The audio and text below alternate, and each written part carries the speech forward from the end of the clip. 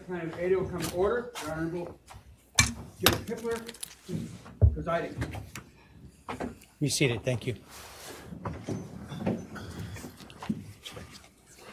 We need about 5 minutes. Need 5 minutes?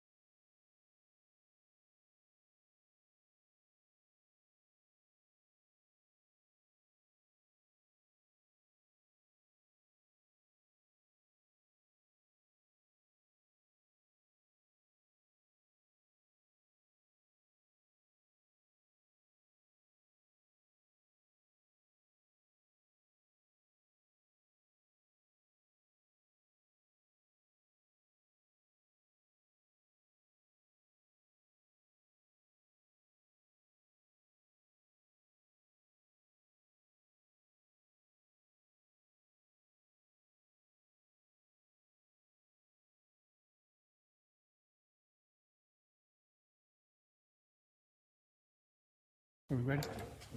All right, thank you. All right, this is CR 0124316665, State of Idaho versus Bryan Kohberger. Defendant is present in custody with counsel, Ms. Taylor, Ms. Massoth, Ms. Barlow. The state is represented by Mr. Thompson, Ms. Jennings, Mr. Hurwitz, Mr. Nye, and Ms. Allen. This is the time set for sentencing in this case. The defendant previously entered a plea of guilty to 4 counts of first-degree murder and 1 count of felony burglary. In exchange, the parties stipulated to recommend a sentence consisting of, on burglary, 10 years fixed, on each of the 4 counts of first-degree murder, life fixed. The parties waived pre-sentence investigation. To my understanding, neither party submitted a sentencing memorandum or other materials for the court. Court is familiar with the file and the evidence submitted previously by the parties as it has reviewed them throughout the case and in anticipation of trial. Is there any legal cause why sentence should not be imposed at this time? No, Your Honor.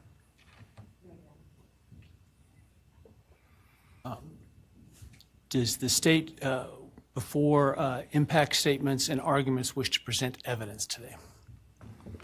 Your Honor, the state does not intend to present evidence in a documentary sense. We have provided the court through the clerk with photographs that we would like to use during the course of our sentencing argument. Sure.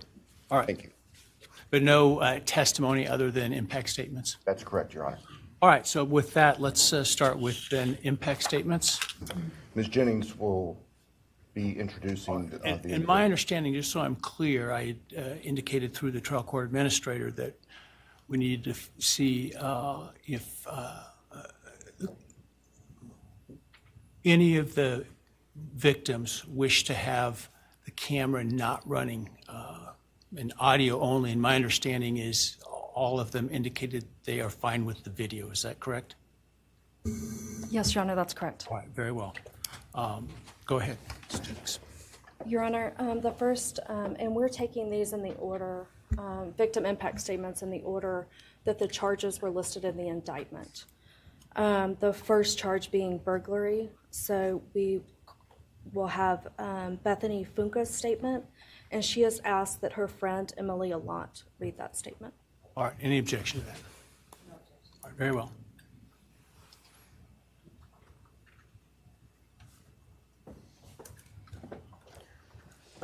Thank you, Your Honor. I'll be speaking on behalf of Bethany, and so, yeah, here it reads. My name is Bethany Funk, and I was roommates with Maddie, Kaylee, Zana, and Ethan. I not only lost some of my best friends, but I also lost a sister. Never in a million years would I have thought that something like this would have happened to my closest friends. I thought that we were going to wake up and go upstairs, see them and tell them how they had scared us and that they were going to tease us about how we are constantly scaredy cats. I make jokes about it as we would go to Taco Bell like always. But sadly, that is not what happened and what turned out to be my worst nightmare. When I first woke up that morning, I had no idea what happened. I woke up around 7 with a terrible toothache, so I called my dad, who is a dentist, and he asked what I should do. He told me to take Advil, so I did, and I went back to sleep.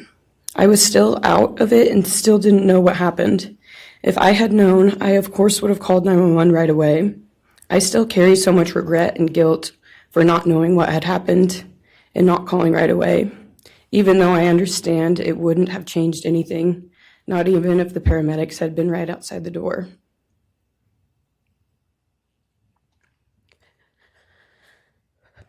I was so frantic that morning and scared to death, not knowing what had happened.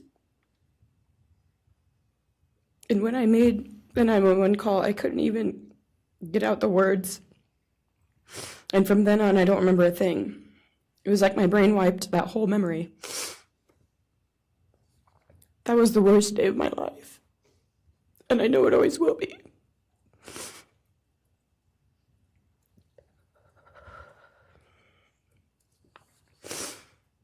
While I was still in shock, trying to process the fact that my friends were truly gone, I had been attacked by the public. I was grieving, numb, and unsure of what had happened was even real. And at the same time, I was getting flooded with death threats and hateful messages from people who did not know me at all or know the dynamic of our friendship. Social media made it so much worse, and strangers made up stories to entertain themselves. The media harassed not just me, but also my family. People showed up at our house. They called my phone, my parents' phones, other family members' phones, and we were chased while I was still trying to survive emotionally and grieve the loss of my friends. I hated and still hate that they are gone, but for some reason, I am still here and I got to live. I still think about this every day. Why me? Why did I get to live and not them? For the longest time, I could not even look at their families without feeling sick with guilt. I did not know what to say or what to do. I was terrified that my presence just made their pain worse. And I was still here when their kid, their siblings and their friends, their loved ones should have been here instead. After everything happened, I was afraid to go into my own backyard or alone in my house. I was scared that the person who did this would come for me next. I was always scared that the media would try to catch me at any moment of any day, even when I was just walking around my house. I made my parents close all the blinds during the day so no one could see me even in the slightest chance. I barely left the house, and when I did, I made sure I was never alone. I slept in my parents' room for almost a year. I made them double lock every door, set an alarm, and still check everywhere in the room just in case someone was hiding. And I still check my room every night before, and I double lock it. I have not slept through a single night since this happened. I constantly wake up in panics, terrified. Someone is breaking in, or someone is here to hurt me, or I'm about to lose someone else that I love. The fear never really leaves. For a long time, I could barely get out of bed, but one day I realized I have to live for them. They did not get the chance to keep living, but I do, and I will not take that for granted. So now every day I remind myself to live for them, and everything I do it with them in mind. I am still scared to go out in public, but I force myself to do things because I know that they would want me to keep living my life to the fullest. I am beyond blessed to still be here, and I refuse to take that for granted when they did not get a chance. Our house was not just a house, it was a home. It was where we laughed till we couldn't breathe, make meals, did crafts, binge watch reality shows, played games, and spent lazy days on the couch. It was movie nights, wine nights, morning debriefs, pranks, hot chocolate, cookies, and warmth. I will cherish those memories forever, and I will not let what happened erase how special our home was or how much those memories meant to me. Now I would like to share some bits and pieces of who they were as people and some of the memories that we shared. One of my favorite memories was Halloween, and we all went to Sigma Chi. But instead of partying, we just sat in an apartment, talking and laughing all night long. I do not think I've ever laughed that hard in my life. We did not care about the party, we were just happy to be with each other. Zana was 1 in a million. She was the life of the party.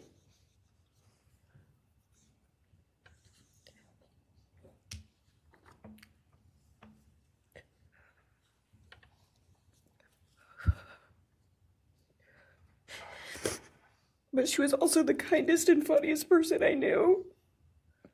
Everyone loved her because she made everyone feel so loved. She was just someone you always wanted to be around, no matter the circumstance. One of my favorite days with Zana was when she laid on the couch, when we laid on the couch together all day watching movies and snacking. Or when she, Maddie, and I would go and get margaritas, chips, and salsa. She would also light up a room with her presence alone. Kaylee had the most beautiful, radiant smile, and she was so kind, but also one of the funniest people I've ever known. She loved playing little pranks, and she always had us laughing so hard that we could not breathe. She was so full of energy and life. I really believe that she could have ruled the world if she wanted to, and she would have been America's sweetheart. Ethan was the sweetest, most genuine guy. He was always smiling and always making other people smile too. Ethan was the kind of person you wanted around. He was so kind and easy to talk to and just so fun. And the way he cared for Zana was truly something to admire. And really was proof that storybook love and true romances really do exist. It was not only obvious to me, but everyone that was around Ethan and Zana that they were absolute soulmates. Maddie was not only one of my best friends, but she was the older sister I would have always wanted. There was no one I looked up to or admired more than Maddie. She was truly a ray of sunshine, and everyone was drawn to her. She was so kind, loving, funny, fun, and passionate. She had the sweetest soul and wanted nothing but the best for everyone, and to love and show love to everyone.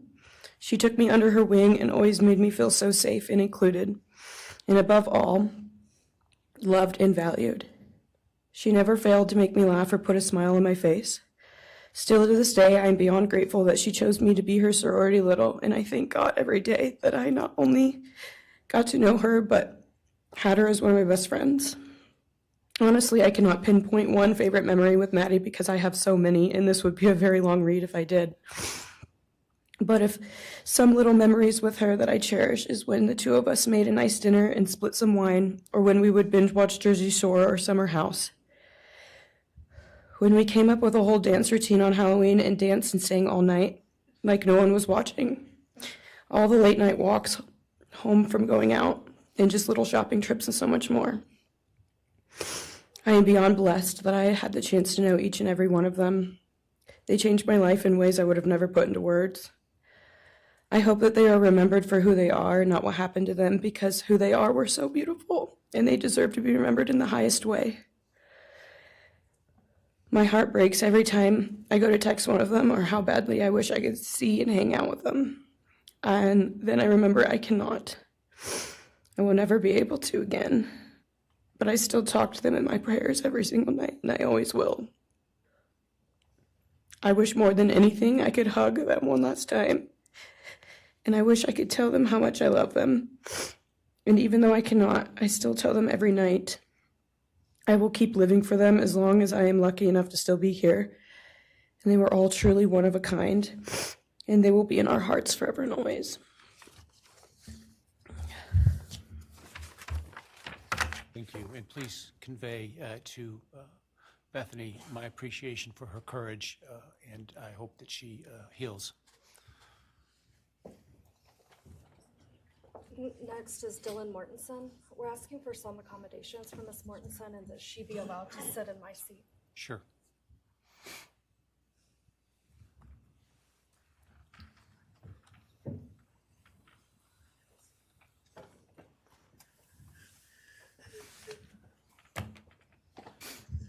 Dylan, just take your time, all right?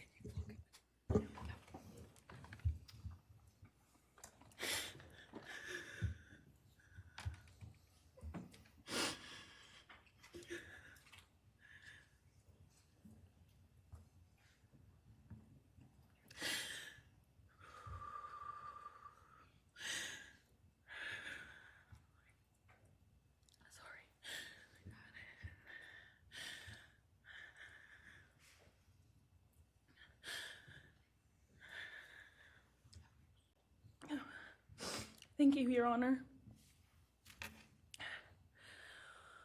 What happened that night changed everything. Because of him, 4 beautiful, genuine, compassionate people were taken from this world for no reason.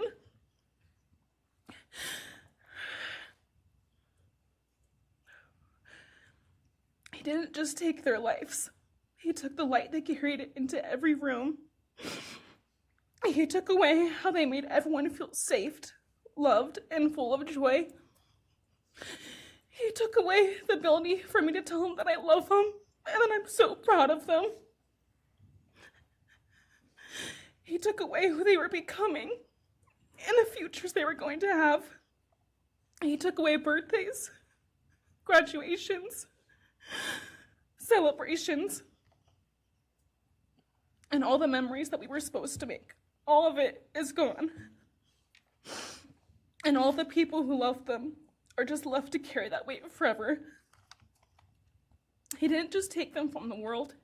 He took them from me, my friends, my people who felt like my home, the people I looked up to and adored more than anyone. He took away my ability to trust the world around me. What he did shattered me in places I didn't know could break. I was barely 19 when he did this. We had just celebrated my birthday at the end of September. I should have been figuring out who I was. I should have been having the college experience and starting to establish my future. Instead, I was forced to learn how to survive the unimaginable. I couldn't be alone. I had to sleep in my mom's bed because I was too terrified to close my eyes. Terrified that if I blinked, someone might be there. I made escape plans everywhere I went. If something happens, how do I get out? What can I use to defend myself? Who can help? And then there are the panic attacks. The kind that slam into me like a tsunami out of nowhere. I can't breathe. I can't think. I can't stop shaking.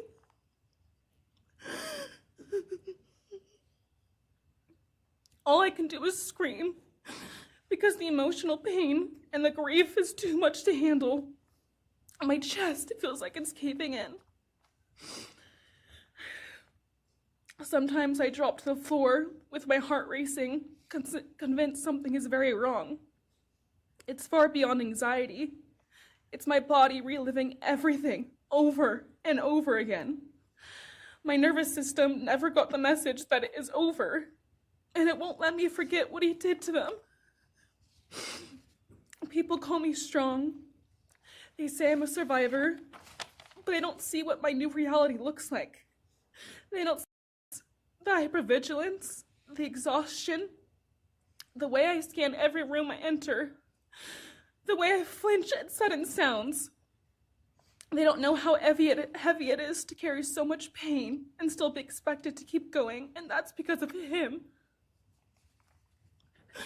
He stole parts of me I may never get back. He took the version of me who didn't constantly ask, what if it happens again? What if next time I don't survive?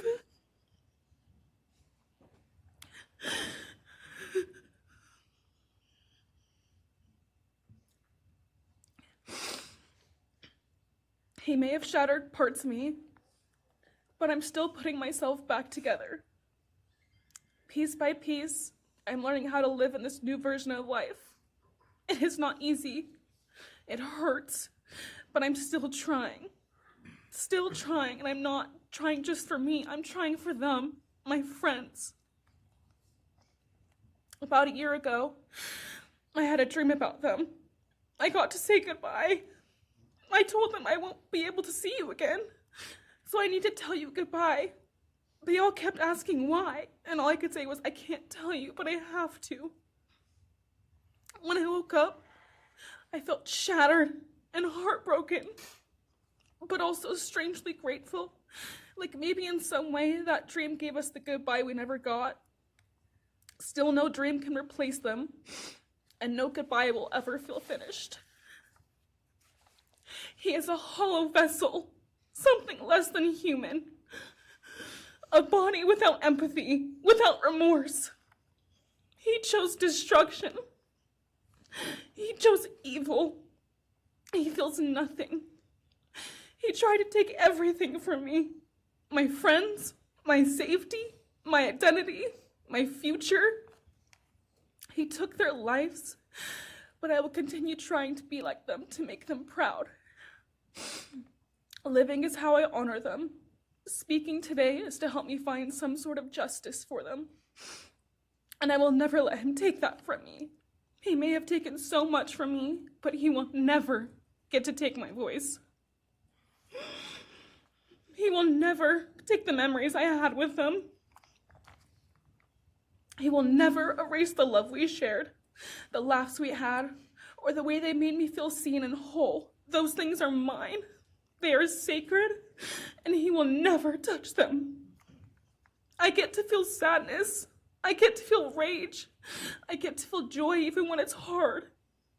I get to feel love even when it hurts. I get to live. And while I will still live with this pain, at least I get to live my life. He will stay here, empty, forgotten, and powerless. Dylan, thank you so much for your courage. I appreciate it.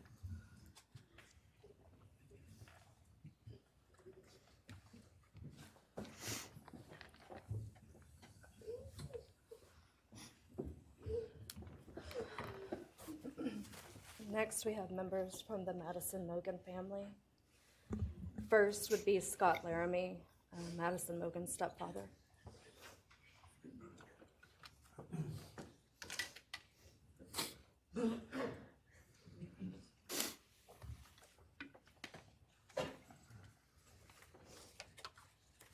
Standing by him is Karen Laramie, Madison's mother.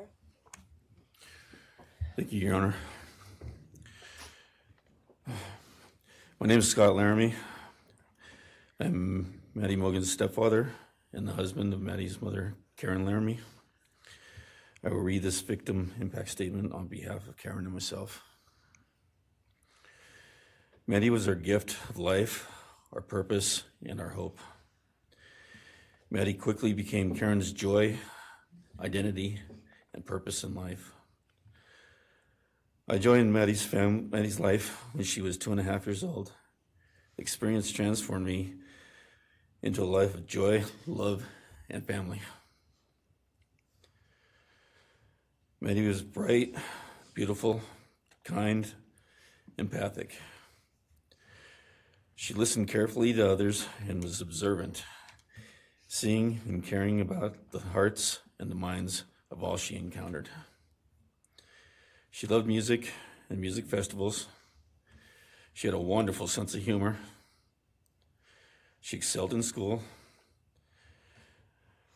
She was an easy child to raise, almost never requiring discipline, and almost always giving us parental joy. One time Karen remembers disciplining Maddie as a little girl. Maddie responded, "You broke my heart," which of course melted ours. She had a keen wit, even at that young age.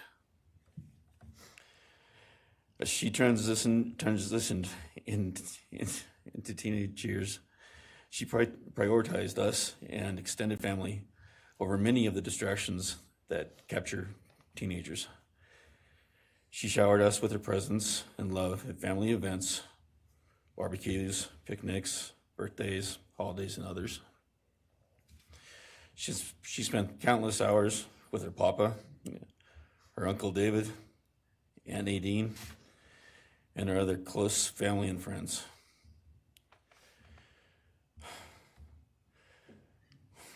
This world was a better place with her in it. As she reached adulthood, Maddie applied her studies to be a marketing professional, entering into an internship at Payne West, and started planning her professional future. As with all things, she involved Karen and myself in the joy of her journey. As she transitioned into womanhood, Karen and I continued to be astounded at this wonderful and accomplished person we had created. All parents dream of their children accomplishing more than them. We realized this dream, all we had not become, she was becoming. Karen and I are ordinary people, but we lived extraordinary lives because we had Maddie. Maddie was taken senselessly and brutally in a sudden act of evil. She was taken along with the young, promising, and bright lives of Kaylee, Zana, and Ethan. First, we felt disbelief. Next, we felt disorientation. Then we felt grief overcome us. Our grief is compounded even more for the Goncalves, Kernodle, and Chapin families. We speak of hope and healing, and we do have hope and some healing. But the vast emotional wound will never fully heal. Since Maddie's loss, there's emptiness in our hearts, home, and family, an endless void. After losing her mother in a car crash, Karen took years to grieve and recover. The feeling that her life with Maddie and Abe was perfect helped her to start to heal. Now, this is no longer perfect. After Maddie's loss, Karen felt like she was spinning out, emotionally collapsing into anxiety and depression. She sometimes asks, "How am I supposed to go on when I've lost my favorite person in the world?" I felt the same, and we continue to struggle. The loss of Maddie has impacted so many beyond our family. Her second family is her sorority sisters who grieve alongside us. She has so many close friends who suffer from her loss. We will continue to be her loss will continue to be felt by the Vandal community, including Vandal Solutions on campus, where she volunteered her time for others.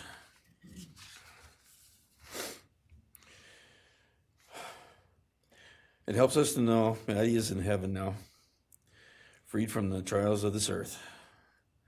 We, however, continue to live on without the grace and support of her presence. We will grow old without our only child, our bright, beautiful friend and daughter. In the end, there are no words that can accurately capture the devastation of losing Maddie. We will endure, and we will go on. For Maddie, we will not let our grief consume us. For Maddie, we will continue to love and care for our family and friends, including the families of Kaylee, Zana, and Ethan. We will remain united with them. We can only hope that others out there suffering similar losses can look to us and see that we can overcome hatred, darkness, and evil. We know the law allows us to comment on the defendant and his sentence. As for his sentence, we support the plea agreement. Society needs to be protected against this evil. As for the defendant, we will not waste the words, nor will we fall into hatred and bitterness. Evil has many faces, and we now know this, but evil does not deserve our time and attention. We are done being victims. We are taking back our lives. We will turn our time, talents, and attention to hope, healing, and helping others, and to the future. We invite all those who have suffered with us on this to join us in our journey. We can make this world a better place. We can move on from tragedy. Adversity will visit us, evil will visit us, but we will overcome. We can and will endure. Karen and I express our gratitude to Your Honor and to the prosecution team for allowing us the opportunity to make this statement. Thank you. Thank you so much for your courage, and I am so sorry for your loss. God bless you. Your Honor.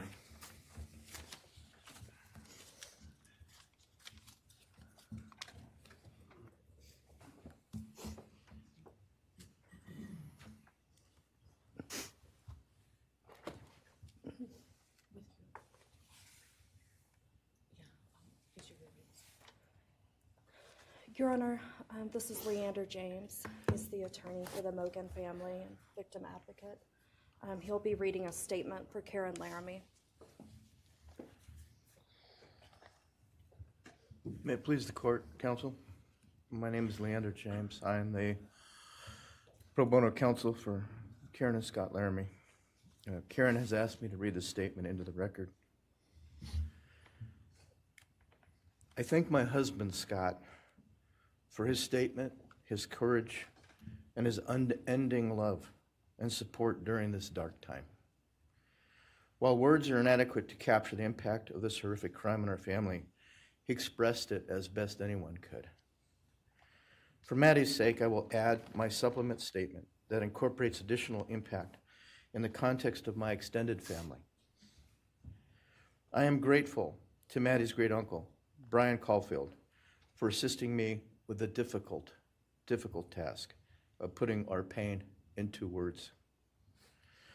For me and my extended family, Maddie was our hope and our light. Her beauty, both outside and in, shone its light upon everyone with whom she came in contact. Her beauty, she carried that hope and light into the future for our entire family. We have memories of our Maddie and grief and pain at her being taken from our presence. Any one of us would have given our own light to have been outshone by hers. We now look to our Creator to know that her light continues where we look to see her in His presence. Those who commit evil for their own twisted gains and purposes truly defile the efforts and sacrifices of mothers, fathers, families, teachers, clergy, public servants, service members, and all those who commit themselves to the greater good, freedoms, and the future light of our nation. Condemnation falls heavily upon those who squandered the lives of our future hopes and dreams. Some may offer forgiveness for what the defendant has done. However, we cannot at this time, or perhaps ever, nor will we ask for mercy for what he has done. His acts are too heinous, the agony and grief he has caused too great. But we will waste no further words or thoughts on him. For Maddie's sake, we will move on. We will do our best to carry Maddie's light into this world and make it a better place. I thank the court and the prosecution for allowing me the opportunity to make my statement, and I thank all those who have and will support my family and the families of Kaylee, Zana, and Ethan. Thank you. Thank you. Thank you, Mrs. Laramie. Appreciate it.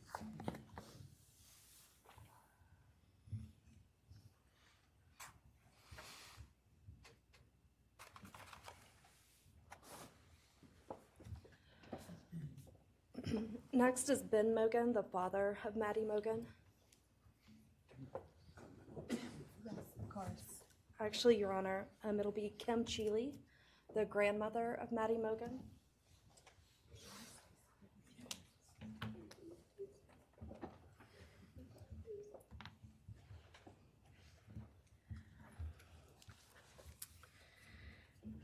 My name is Kim Kaylee. I was Maddie Mogen's paternal grandmother, as Ben Mogen, her father, is my son. I'm here today with my sister Lori Kaylee, Maddie's great aunt, and my son Ben Mogen, and my daughter-in-law Corey Hatrock. I'd like to begin by thanking a number of people involved in bringing this case to closure. In my daughter's words, the plea deal the prosecution team reached this month is one that punishes the perpetrator of this horrendous crime, protects the public from further harm, and allows all of us who knew and loved these kids the time to grieve without the anxiety of the long and gruesome trial, the years of appeals, and potential for mistrials along the way. My family and I are so grateful to Bill Thompson and his prosecution team for their dedication and painstaking work that forced the perpetrator to admit his guilt. We want to thank the Idaho State Police, the Moscow Police Department, the FBI, and Judge Hippler. We'd also like to thank the University of Idaho officials who have treated the families of the victims with such dignity and kindness, and who have honored the 4 victims beautifully. Maddie was my first grandchild, so when she was born, all her grandparents had the distinct pleasure of deciding what we'd like to be called. I chose Nana, pretty original. But when Maddie was about 1.5 years old, her papa, Ben's dad, and I were planning to visit the new little family in Oregon. Maddie didn't have an extensive vocabulary at the time, but for some unknown reason, she called bananas ba-deedle-deedles. When Karen and Ben told her Nana was coming to visit, she figured, I say deedle-deedle for that word. So I became deedle-deedle, shortened to Deedle when she was about 6 or 7, and I was Deedle all her life. I don't think her stepdad, Scotty, ever knew my given name was Kim. Maddie's and my birthdays were 1 day apart, and a couple years before she was killed, she gave me this necklace with Deedle and Maddie engraved on it, and I added an angel wing, and it's one of my treasured possessions. I also got an angel wing tattoo, never thought I'd see the day, but along with many members of our family, replicating the one that Maddie and her sorority sisters had. I wanted mine where I could see and touch it often. From preschool through grade school, I stopped teaching piano lessons early on Wednesdays and picked Maddie up for bubble baths, brownies, and books. It was our special time together, and she went home those nights in her jammies with a pan of warm brownies for her family. Although Karen and Scotty raised Maddie and did such a lovely job of parenting, we Mogens were lucky to have her for holidays and many other family gatherings. We'll always have our treasured memories of Maddie growing up in our big, extended, cooperative family, and I thank Karen and Scotty Laramie for being so generous and open and sharing Maddie with her Mogen side of the family. When the 4 kids were murdered,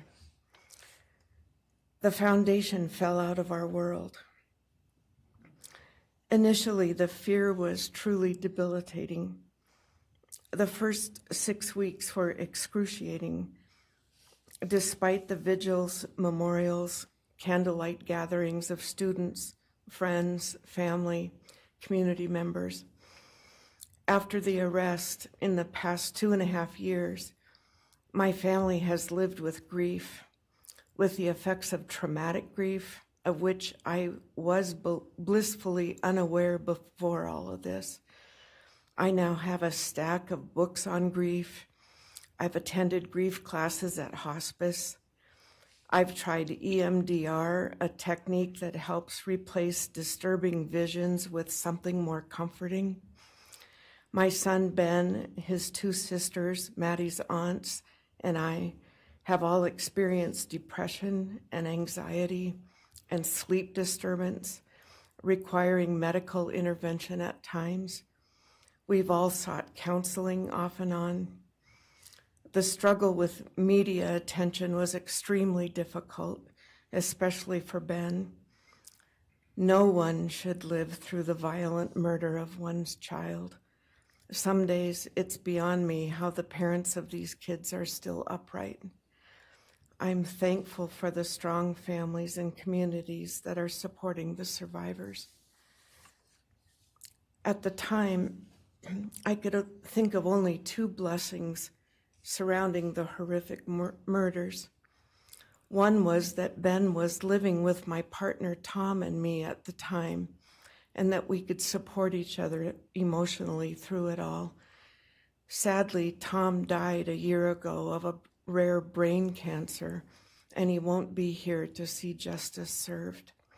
He was our family's rock, and we all miss him every day. A second blessing is that my mother died of COVID several months before the kids were killed, and she didn't have to live through the horror. It was difficult to identify blessings. So we've all lost our dear child and a future with her. I ache for the loss of the dreams that she and her true love, Jake, held. And my heart goes out to Karen and Scotty and your side of Maddie's family. You've had more than your share of loss. My heart aches for the kids' roommates and the families of the other victims, and also the family of the perpetrator.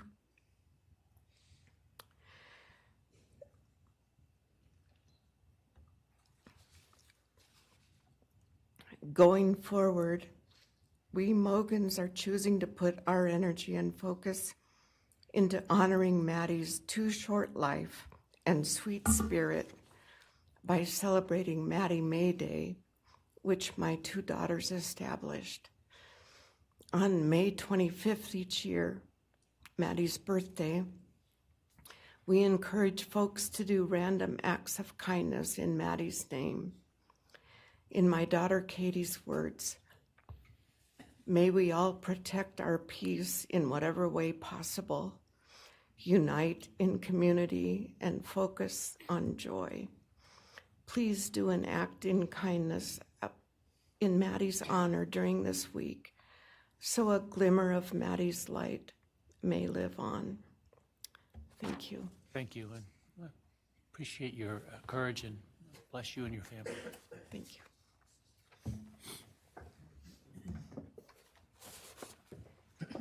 Now is Ben Mogen, Maddie Mogen's father.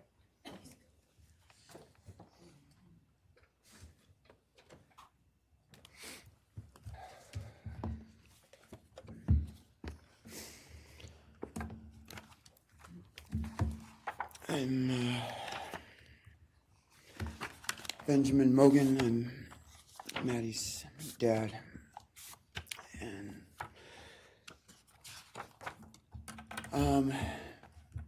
first I just want to say thanks to all the people that helped bring this all to a close. I know it's not the resolution that everyone, wanted, but I think that that everyone worked so hard, and we really appreciate all their efforts. It was such a hard thing to go through for everybody.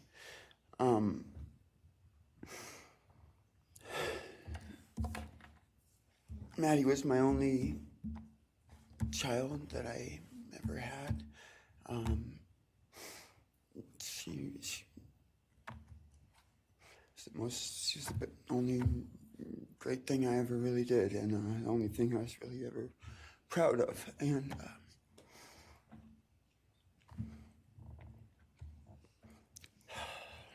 I thought we would have the rest of our lives together to be together and to know each other, and I took for granted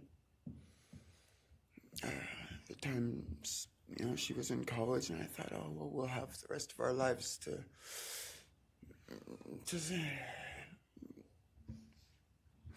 do all the stuff that we're supposed to do, and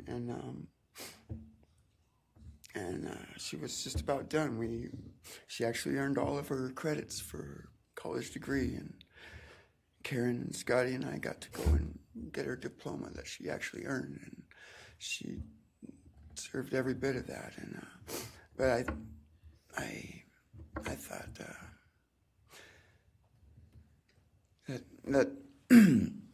that was going to be just the beginning of a long life together, and we never got that. Karen and Scotty did such a great job raising her after Karen and I split up, and I'm so thankful for Scotty and the role that he played in her life when I wasn't able to. But we got to spend a lot of great times together, Maddie and I. She was my favorite person to go to a concert with. We got to see some fun shows together, and I told her, if there's ever a show that you want to go to, let me know, and I'll get you tickets for you and your friend, or if we want to go together, we'll make it happen. And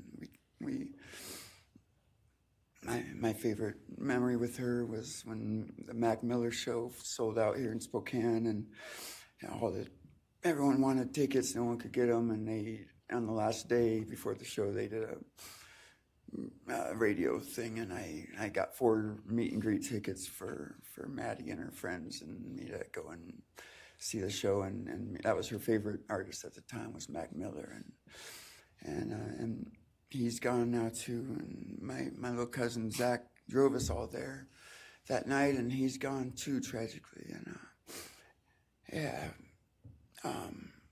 anyway, the last thing that she ever wrote to me was this Father's Day card, and I'm so glad I still have it. I'm just going to read what she said. It says, "Happy Father's Day. I hope you have the best day. I can't wait till we can hang out again soon. I'll be in Coeur d'Alene, 6:24 to 7:4. Hopefully we can find a time then. I loved your birthday card that you sent me, by the way. Maybe we can see a concert sometime soon. I'd love to see the gorge when it's not so smoky out. I hope you're doing well. I'm proud of how far you've come. Thank you for always encouraging me to do my best. Love you lots and lots. Love, Maddie May. She did encourage me to not just to do my best, but to live on. I went through a lot of issues with addiction and with substance abuse, and when I wasn't wanting to live anymore, she was what would keep me from just not caring anymore, and knowing that she was out there and that she was just such a beautiful person kept me alive a lot of rough moments, and I'm so glad that she was able to meet Jake. He was the only one that actually ever got to take her to the gorge. They went and saw Watershed together, and yeah, they had a heck of a time. I'm glad she got to. That's a really special place for me, and she always wanted to work out there with me in the summer sometime. She never got to, but at least she got to see it once with Jake. He was such a great guy. He is such a great guy. And I really wanted to see what a future with them would have looked like. I'll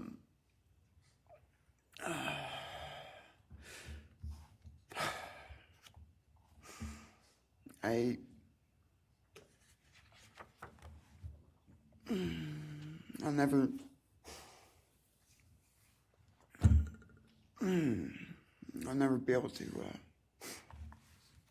replace her. I wrote a bunch of stuff. I just don't know what to say right now. I just miss her so much, and I just love her more than anything. And it shouldn't have happened. And a death sentence is one thing. You know when it's going to happen, and it's going to be all gentle and stuff. But life without parole, with a building full of people that all just want you to not be around anymore, winking at every morning, not knowing if that's the day they're going to pull your card. I mean, it's not a very nice sentence either. So, I don't know. I just love you, Maddie, and I wish you were still here. Thank you so much.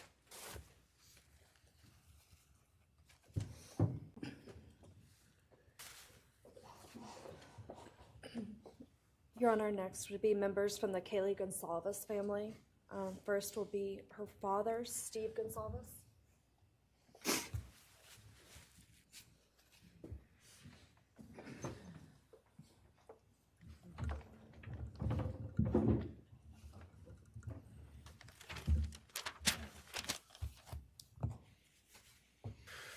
Today, we are here to finish what you started.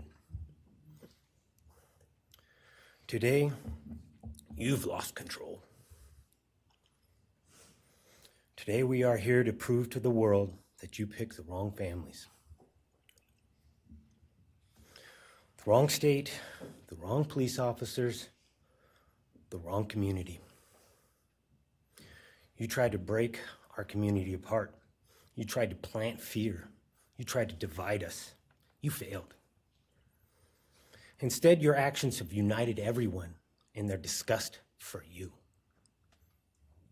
I just learned from these lead investigators, to their shock, they worked in an investigation and actually worked with Pennsylvania police officers and the federal FBI. You united everyone. Everyone was united after you. None of us are divided. We are united in our disgust and our love for these children. Today you have no name. Because when this all started, we all came together and we said, let's stop even talking about his name and just use initials. So even the media just calls you BK. That's all you are. Looking back when the police officers knocked on my door, told me what happened to my child, told me what happened to Maddie Mae, I don't think he was even out of the driveway before my kids turned around, looked at me and said, "What do we do, Dad?" I told them, "You get to work. You get your ass to work." And we started calling, we started texting, we started emailing. And you know what? Within hours, we had your white car on the camera.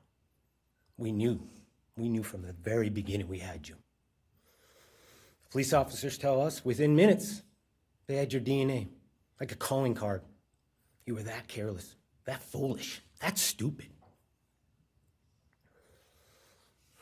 Master degree, you're a joke, complete joke. But we took this disaster and we did what we could. We put everything online. We took our kids, we took our images, we took everything that they did, their videos, their photos, the girls' pranks, Ethan singing. We put it out there, we shared it with the world. And the world united. And all they ended up, when they talked about this case, is they talked about Kaylee Jade, Maddie Mae, Zana, and Ethan. Everything what these people meant to us, a father, a mother, a brother, a sister, we shared that with our community. Then we shared it with our state. We shared it with the country, and eventually we shared it with the world. The world's watching because of the kids, not because of you. Nobody cares about you. You're not worth the time, the effort to be remembered. In time, you will be nothing but two initials forgotten to the wind. No visitors, nothing more than initials on an otherwise unmarked tombstone. From this moment, we've all started. From this moment, we will forget you. We want to all leave in closing. One last thing. You picked the wrong family, and we're laughing at you on your trip to the pen. That will be today or tomorrow. I'll close with, God bless all the men and women that worked on this case and all the hard work that you guys did. You guys allowed us to grieve and allowed us to get through this. The amount of work that you guys put together and the way that you guys put it together was beautiful. There was hard times to be expected, but thank you all. God bless. Thank you.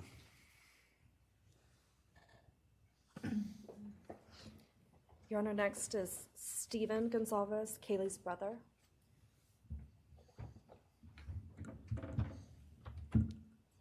Stephen's actually going to pass. I'm going to go. Okay. Olivia Gonsalves, Kaylee's sister. Hello. I'd like to start by thanking the court for allowing me the time and opportunity to speak today. My name is Olivia, and I'm the big sister of Kaylee Gonsalves, and I was blessed to love Madison Mogen as a sister too. I'm not here today to speak in grief. I'm here to speak in truth. Because the truth is, my sister Kaylee and her best friend Maddie were not yours to take. They were not yours to study, to stalk, or to silence. They were two pieces of a whole, the perfect yin and yang. They are everything that you could never be. Loved, accepted, vibrant, accomplished, brave, and powerful. Because the truth about Kaylee and Maddie is they would have been kind to you. If you had approached them in their everyday lives, they would have given you directions, thanked you for the compliment, or awkwardly giggled to make your own words less uncomfortable for you. In a world that rejected you, they would have shown mercy. Because the truth is, I'm angry. Every day I'm angry. I'm left shouting at the inside of my own head everything I wish I could say to you. The truth about me is when I heard the news, I didn't cry. I listened for them. I promised them I would, that I would fight for them, that I would show up no matter what it cost me. I swore I'd never let them feel alone. Because you see, I've always been their heavyweight. I've always been the one to fight the battles they didn't feel ready to fight themselves. All it ever took was a call, and they knew I would handle it for them, no matter the time, no matter the cost. They could wave their white flag because they knew I would never back down, not for them, and not even death could change that.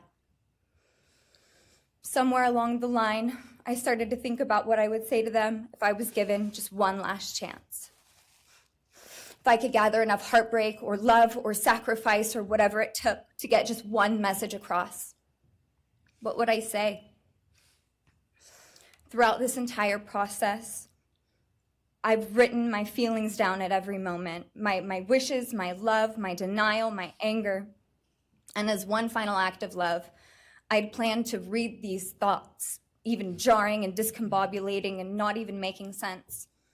Because for me, that was true love. As bare and as naked as it could be, not laced in pretty words or dressed for the occasion, but written through bleary eyes at 2 a.m.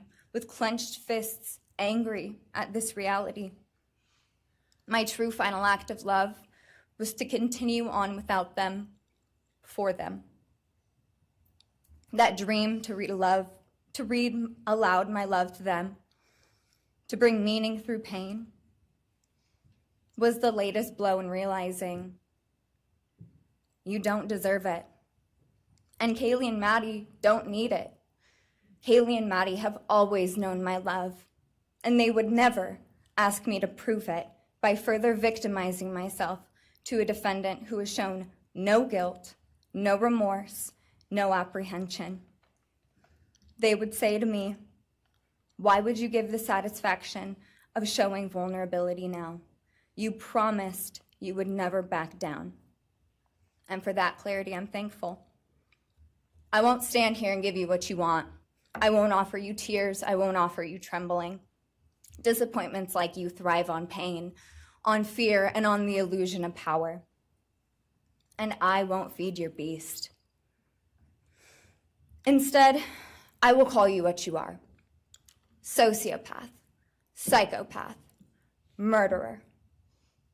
I will ask the questions that reverberate violently in my own head, so loudly that I can't think straight most any day. Some of these might be familiar, so sit up straight when I talk to you. How was your life right before you murdered my sisters? Did you prepare for the crime before leaving your apartment? Please detail what you were thinking and feeling at this time. Why did you choose my sisters? Before making your move, did you approach my sisters? Detail what you were thinking and feeling. Before leaving their home, is there anything else you did?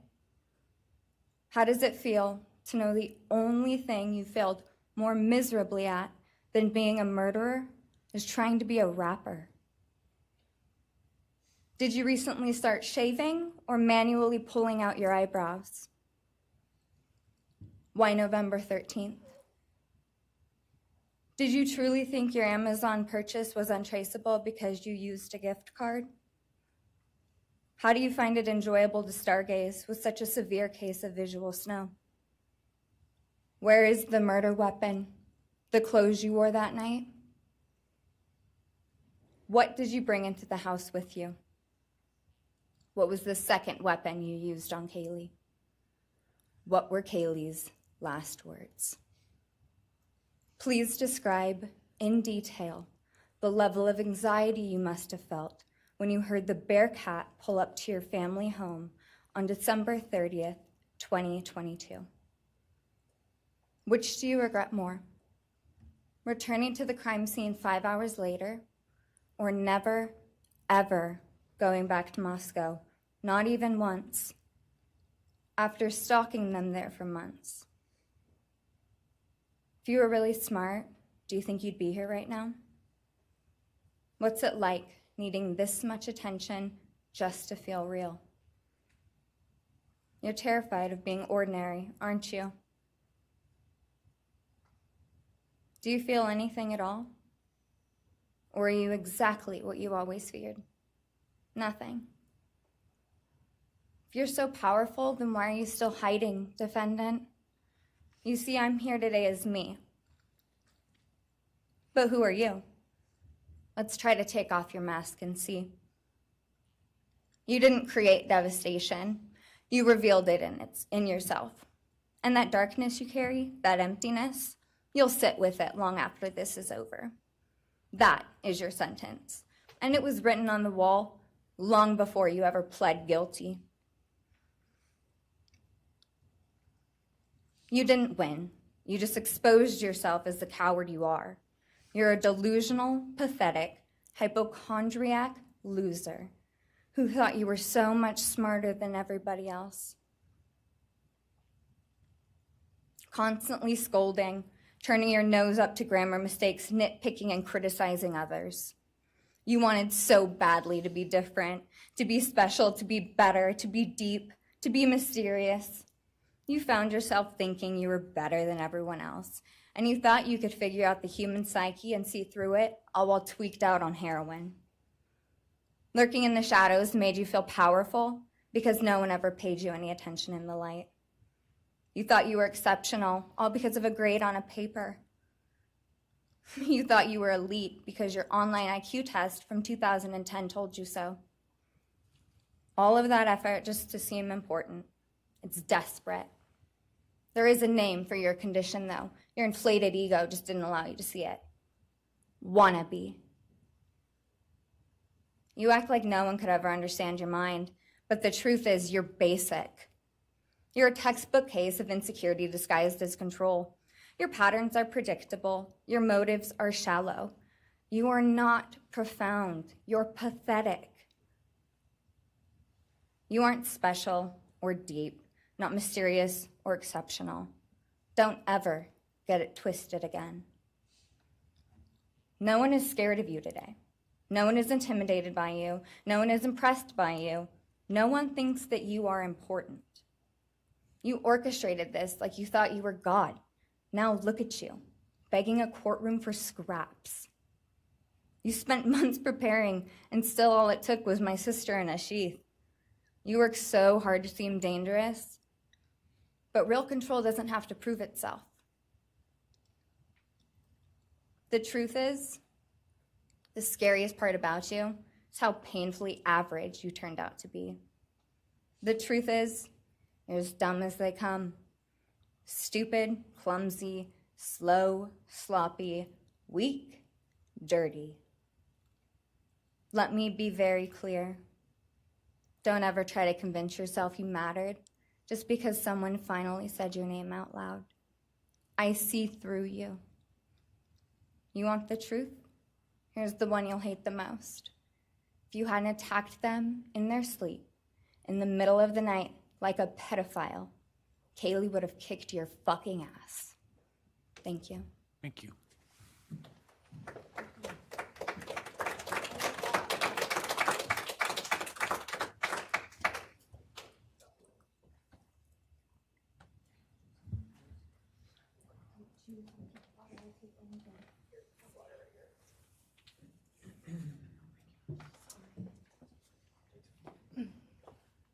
Next is Christy Gonzalez, Kaylee Gonzalez's mother.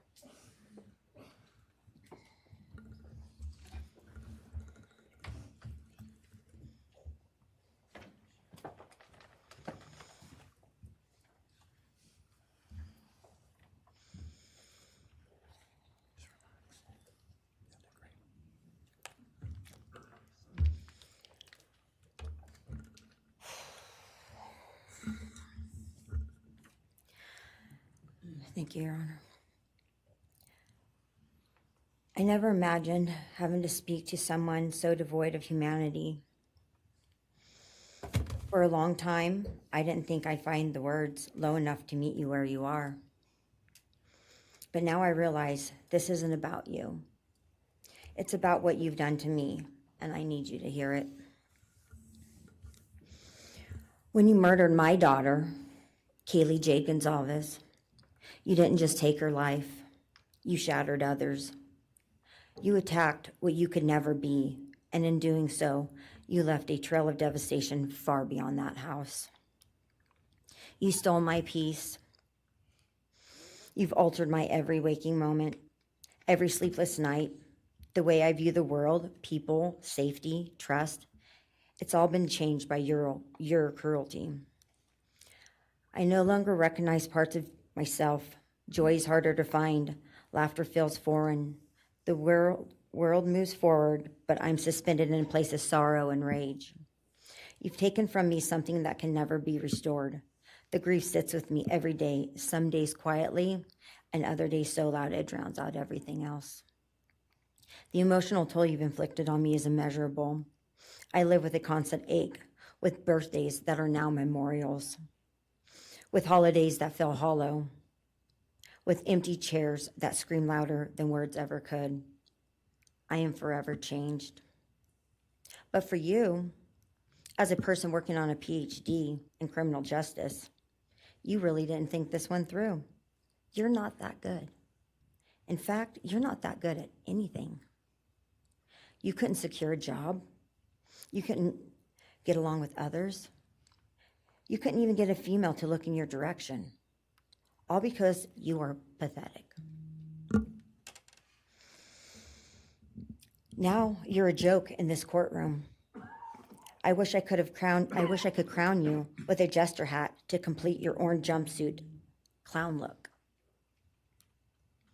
A dead killer doesn't kill again.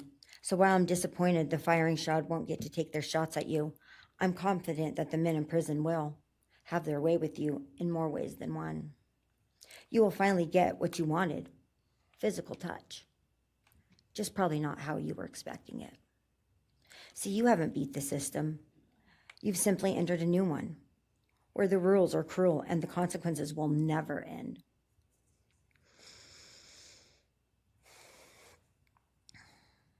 You are entering a place where no one will care who you are and no one will ever respect you. You will be forgotten, discarded, used, and erased. You will always be remembered as a loser, an absolute failure. And when those prison doors slam shut behind you, I hope that sound echoes in your heart for the rest of your meaningless days. I hope it reminds you of what we all already know. You're nothing. May you continue to live your life in misery. You are officially the property of the state of Idaho, where your fellow inmates are anxiously awaiting your arrival. But it's okay, because they're there to help you. Hell will be waiting. Quick message from our youngest daughter. Aubrey wanted to say, you may have received A's in high school and college, but you're going to be getting big D's in prison. Thank you.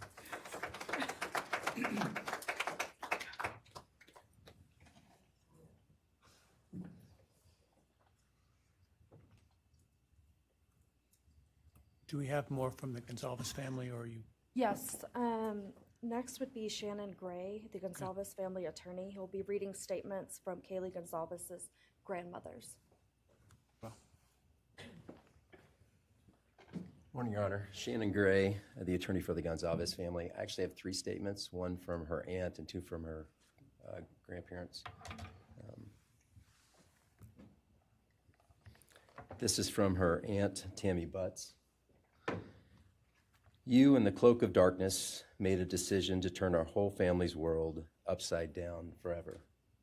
You, in the cloak of darkness, took our Kaylee J. Gonzalez away from us all without hesitation.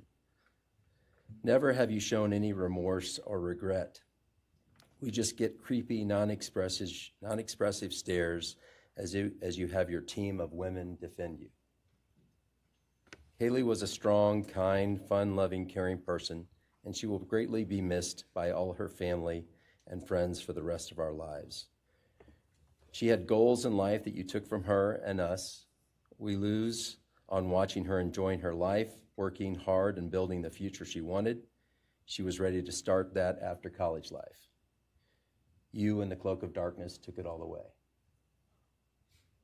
You left us without her future wedding, her future children that she would have added to our family. No more talking to her on the phone, going for a coffee, celebrating holidays. It's all gone. You, in the cloak of darkness, gave each and every one of Kaylee's family members their own lifetime sentence.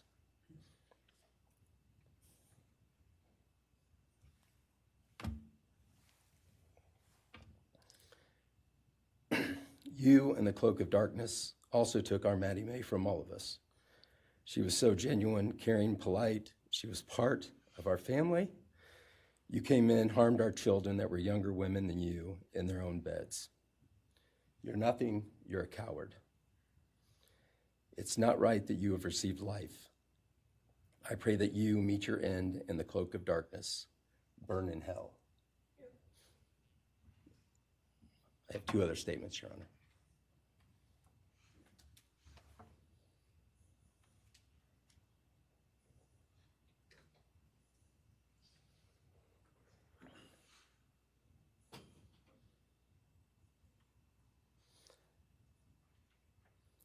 This is Linda Lucan's statement. This is Kaylee's grandmother. I really don't know how to address something so inhumane, but I will try. Nothing in the past 2.5 years has made any sense. All I get is you cowardly went into a home at night, filled with what I'm sure you thought was all sleeping girls, and went on a vicious killing spree for no other reason but to appease your demonic urges. You took my granddaughter Kaylee from us, plus 3 other beautiful lives. You took my granddaughter Kaylee, beautiful, sweet-souled, doll-faced Kaylee, who was getting ready to start her amazing life, who had such a bright future, who was loved by so many, who you were so envious of. She had a life you could never have. You are so beyond human. You're definitely a demon from hell. I truly wish your punishment would be the same death you inflicted on our kids. But I think you will meet some new friends in prison who will be there just to help you. Thumbs up.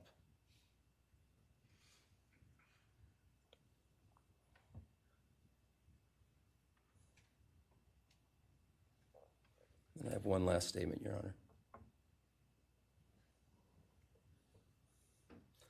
This is from Cheryl Gonzalez, Kaylee's other grandmother. John 1:5 says, light shines in the darkness, and the darkness overcomes it not. Somewhere in your life, something, some jealousy, envy, ego, something went dark. It pushed out all light until you became dark and evil. And when you saw my granddaughter and her friends, their light, because they have such a light, you couldn't stand it. Because the darkness in you could not stand the light in them. And so you decided to destroy it. Cowardly, you walked into their rooms in the dark and took their lives, hoping to get rid of your darkness. But you didn't. You failed. Because you know what was once a light shown only to their friends, families, and loved ones is now all over the world. Everyone sees it. Their smile, their beauty, their plans, everything they were and had.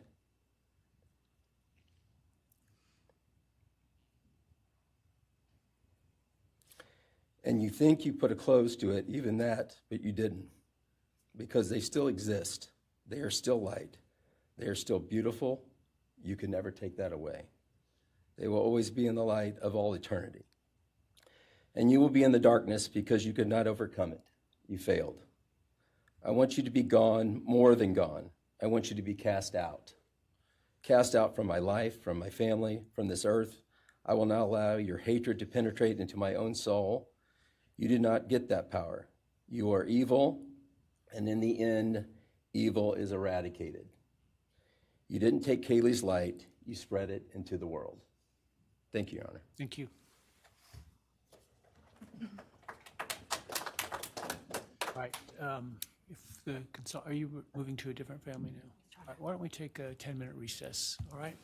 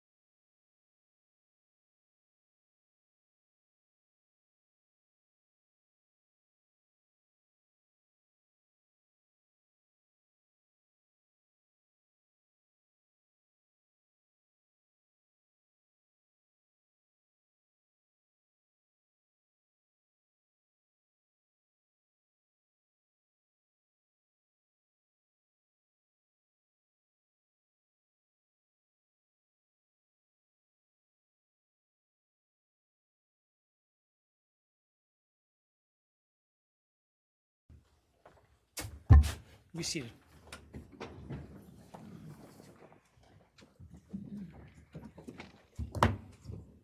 All right, Ms. Jennings. Thank you, Your Honor. The next family is the family of Zana Kernodle, and first would be Jasmine Kernodle, Zana's sister.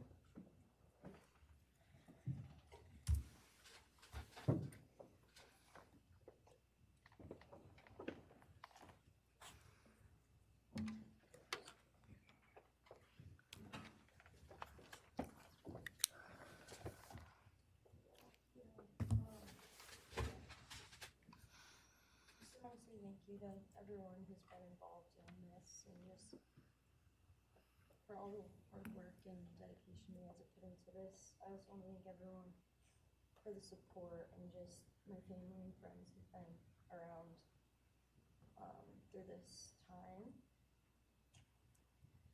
I went back and forth on whether to speak today because the truth is you don't deserve power over my feelings, my words, or me.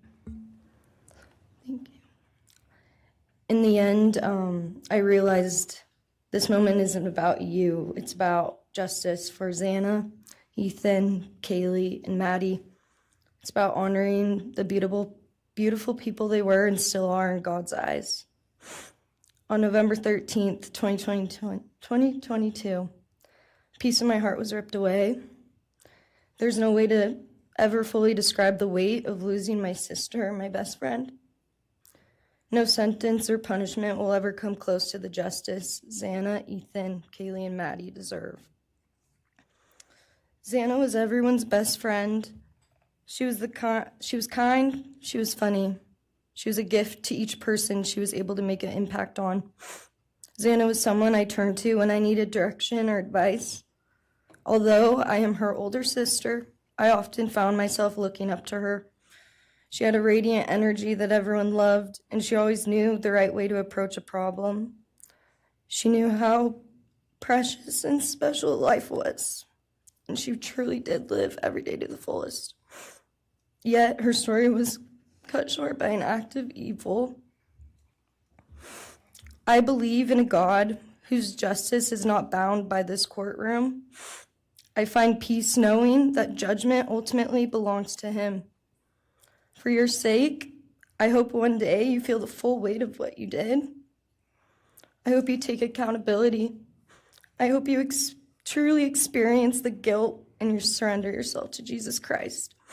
Because no punishment on this earth can ever compare to the isolation and pain of eternal separation from God. Zana deserved more. They all did. But I come here to say this. I am strong. I am brave. I'm a fighter, just like Zana. And you don't get to control how I move forward or what I believe. I walk with the comfort of knowing I will see my sister again. Zana didn't get the future she deserved. She won't be the maid of honor at my wedding, the cool aunt to my future children. I'll never hear her laugh or see her light up a room ever again. But I will carry her with me for the rest of my life. I will live in her honor, fight to be the best kind of woman and someone she's proud of, to make sure the world never forgets who she was. Zana's story doesn't end with what was taken from her. It lives through the love she gave, the people she touched, and the legacy our family will protect. Her light still shines, and her voice will echo louder than this pain. You didn't take that from us, and you never will. Thank you.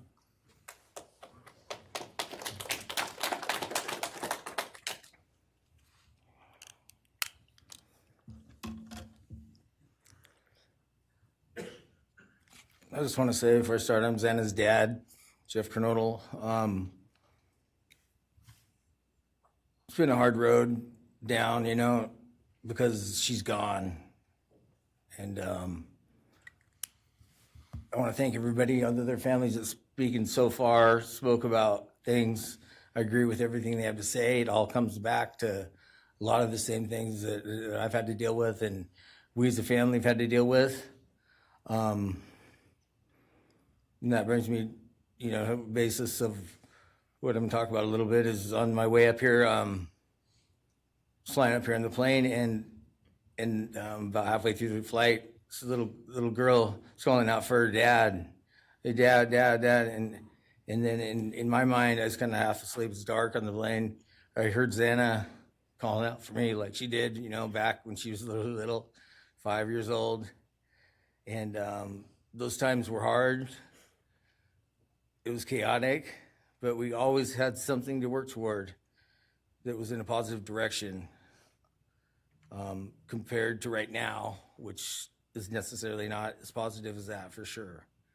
And I know I miss Zana a lot. My life's been changed, and Zana had a great impact on me. And the impact was when she was gone, I realized how important she was and what she really did for me, influenced me, was way beyond what I ever thought. She'd call me up on the weekends, check on me, see who's with me. She's like accountability to your youngest daughter. And that really made a big difference. It made me really think about things and what it's all about, That's the things that I miss the most, is those calls on the weekends, the calls at 11 at night. What's going on? You want to meet my friend? Whoever she's with, a couple of her friends, I can meet them, talk to them. And she always did that. And it's pretty cool. Pretty cool. I really miss that. And she made a big impact on me, on other people, her family. But the impact that she made is so extensive on what happened here. And it goes so far. People from everywhere in the world, are following things, and Zana has made a difference in their lives. So, countless people told me that. They might not even know her. They never knew anything about her. It's what they see, and they just love her and say how they wish she could have been their friend. Could have been their friend, could have hung out, and it's like, this is a blessing, this is the little kid was, and definitely was a big blessing in my life, and so is Jasmine, and basically, we worked hard to do the things we did, through the times they were growing up, and through those times, I realized that I wanted both of them to graduate college, and that'd be the ultimate thing for them to do to prepare for the world. Then it came back to me, Zana didn't get to finish college. He had it all figured out. And this all just came back to me when I was there, and that little girl was on the plane doing that. It's like where I was going, what I was going here for. And then I just realized and thought to myself about the wonderful life that she had and we had together. And I still get to have with Jasmine, but that's the part that really counted. It's the part that really counted, is those memories. And those are what I have left, the memories with her and the ones I can make with her, and the life that I can go on with now, which is what she wants. And I say that in present tense because that's what she wants, because I've been told that, I've been countless ways that she's out there and has a way to communicate, which I'm very grateful for.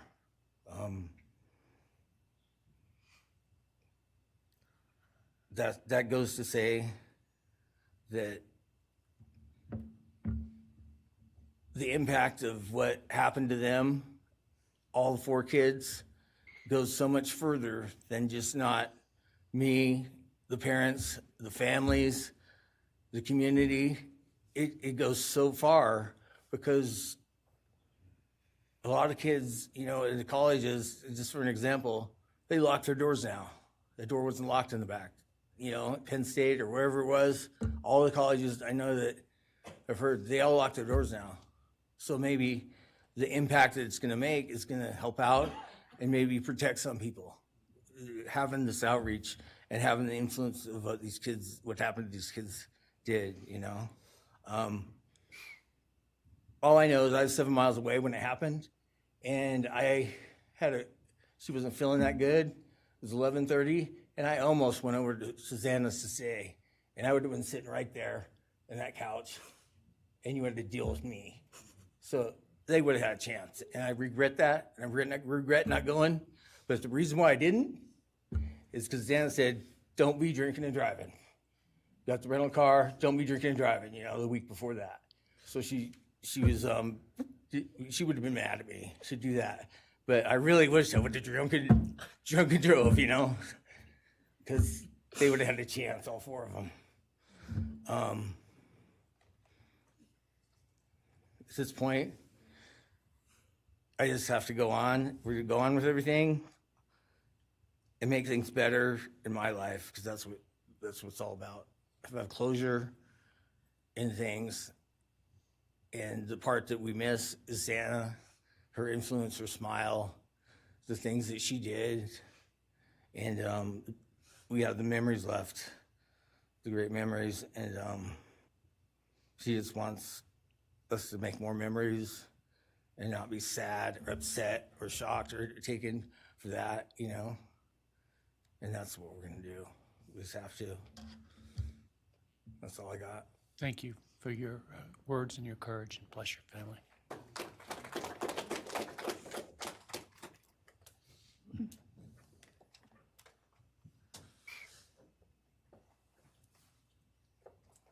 Next, Kim Kernodle would like to address the court.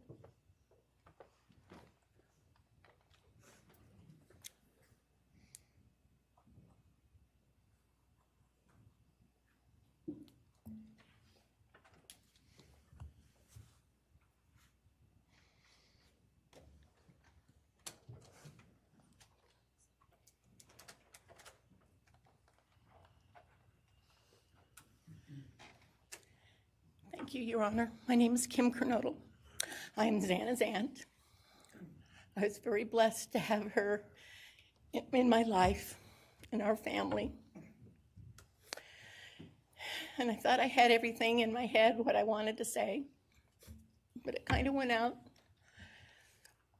And I'm always looking for the positive thing, because evil, hate can destroy people.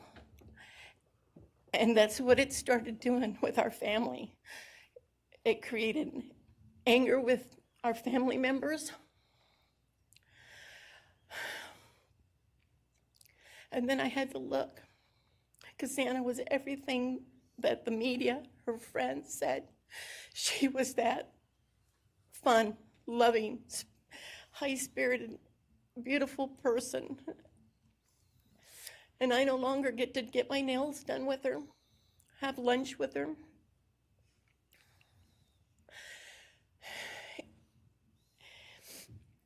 Sorry. But how I look at it now is this tragedy, this horrible tragedy on all of the 4 children, has brought us closer. You united us with your actions. We're united now, and we're stronger than ever. We have family and friends now that we never knew we had. And, this is probably going to bother everybody, but Bryan, I'm here today to tell you I have forgiven you, because I no longer could live with that hate in my heart. And for me to become a better person, I have forgiven you.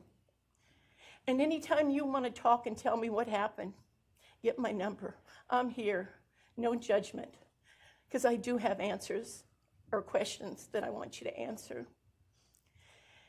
And I'm here. I'll be that one that'll listen to you. Okay? Thank you, Your Honor. Thank you very much. My name's Stratton Kernodle, and I'm Xana's uncle, Jeff's brother. Sitting here today listening to all the stories and feelings and feeling the pain from everybody is a pretty powerful thing. It's each time a statement was read, it sort of would tug into my center core as I felt everybody's anguish. And Zana meant a lot to us, and we loved her very much. But I started thinking about, instead of rehashing everything that everybody else has talked about, I wanted to direct it another direction toward Bryan and what he's done to his family, his parents, his siblings, his friends, his universe. He has contaminated, tainted their family name, and pretty much made a horrible, miserable thing to be ever related to him. And I know that that's what he has to live with, and that has to be his pain. And that's all I have to say. Thank you.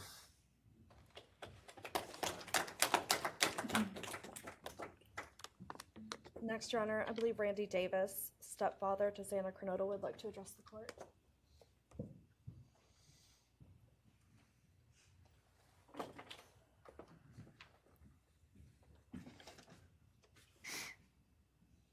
Hi, my name's Randy, stepdad of Zana. I just feel the same way we all do.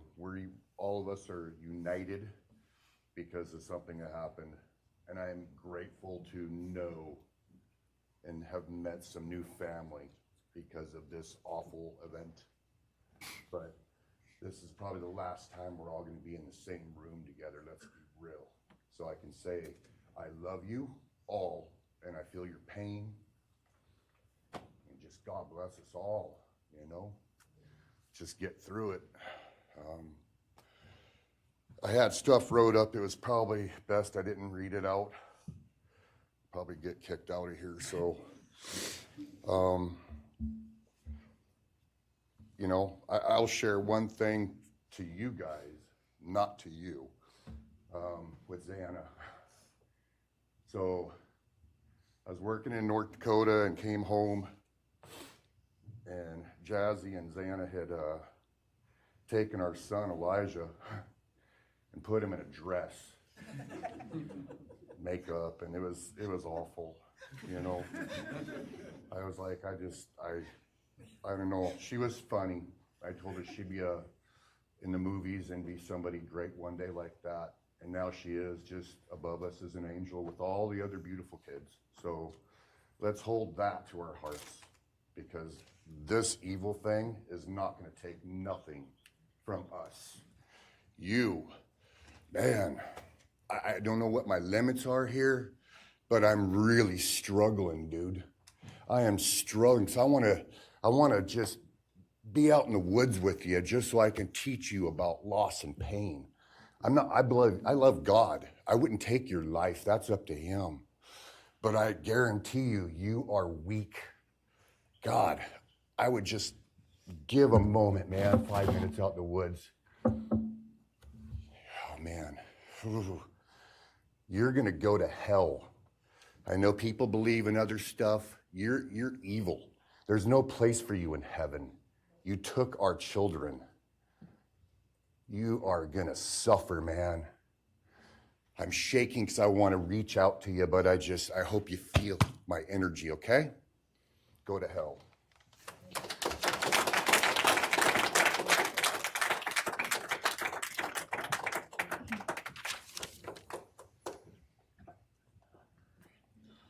Next is Kara Northington, Zana's mother.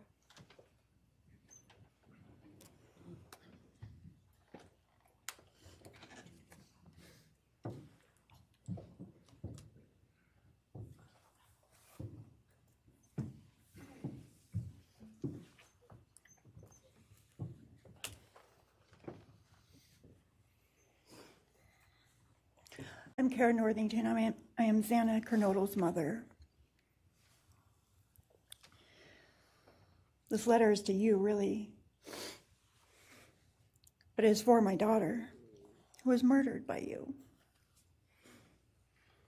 Today I stand before you, the man who is responsible for murdering my beautiful daughter, Zana Kernodle.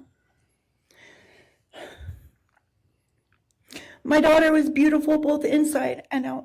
She possessed love for those around her and had a light so bright it will live on forever in our hearts.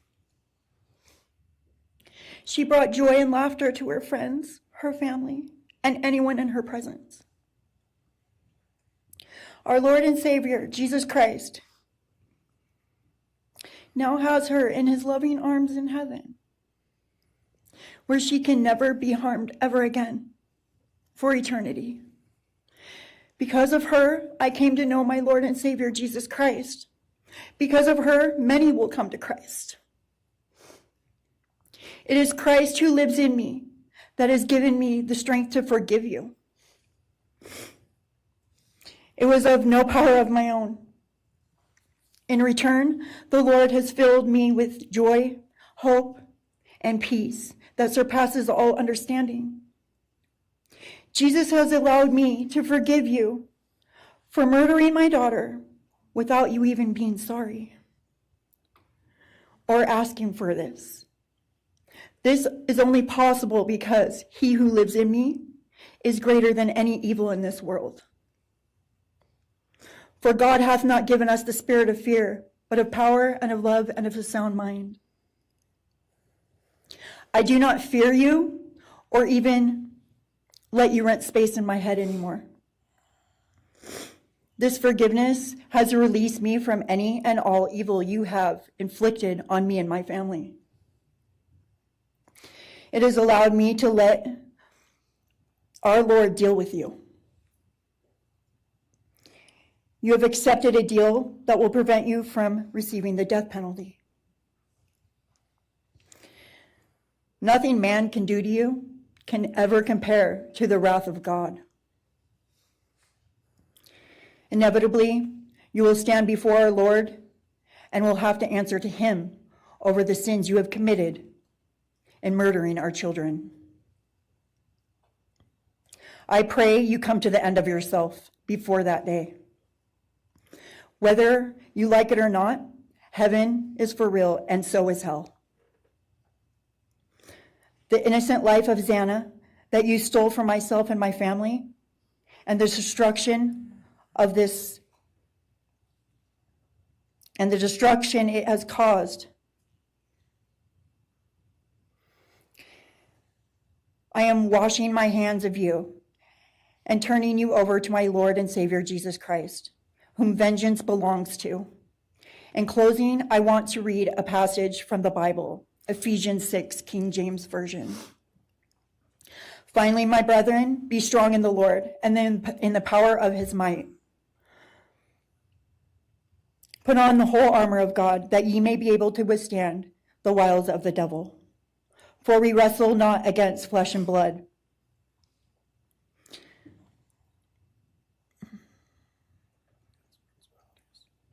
but against principalities, against powers, against the rulers of the darkness of this world, against spiritual wickedness in high places.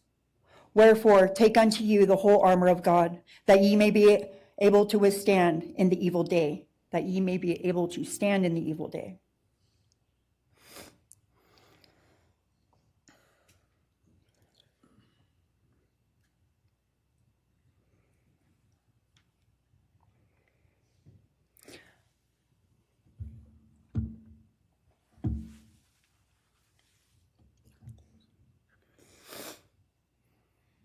I'm not going to share memories of Zana or any more of the goodness of her with you, because I do not want that to be in your head.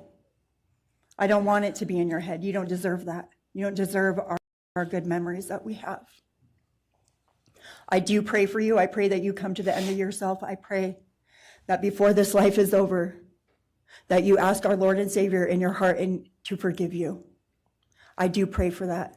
But after today, I wash my hands of you, and you are no longer a thing.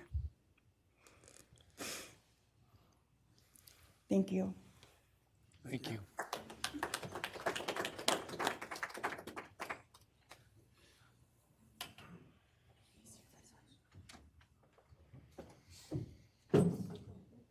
I don't believe the state has any other victim impact statements. Okay.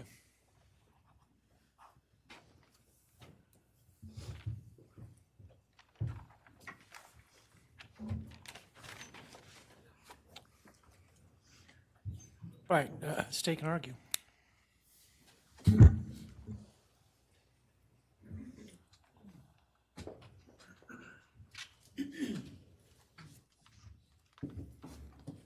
Thank you, Your Honor.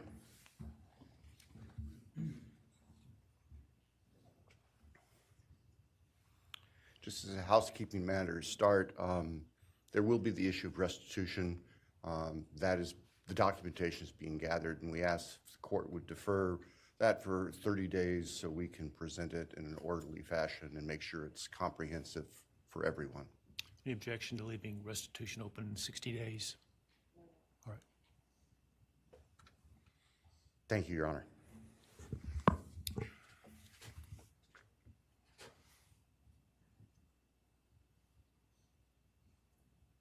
I think it's necessary and appropriate to share, including the court, the background that brings us in front of Your Honor today for these proceedings.